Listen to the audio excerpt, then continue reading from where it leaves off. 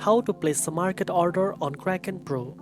First of all, open the Kraken Pro app and go to the market section from the bottom navigation bar. Next, scroll through the list or use the source bar to find the trading pair you want, such as BTC or USD. Tap on it and this will take you straight to the trading screen, where you will see charts, order book, depth and market trades. On this page, you will also see the buy and sell buttons at the bottom. Enter the amount you want to buy or sell. You can either type in the exact number or use the slider to adjust based on your available balance. After reviewing your order details, tap on the buy or sell button depending on your trade direction.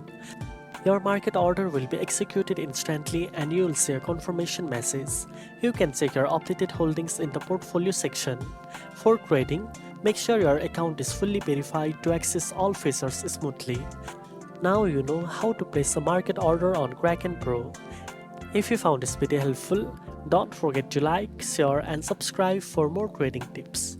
Thanks for watching and I'll see you in the next one.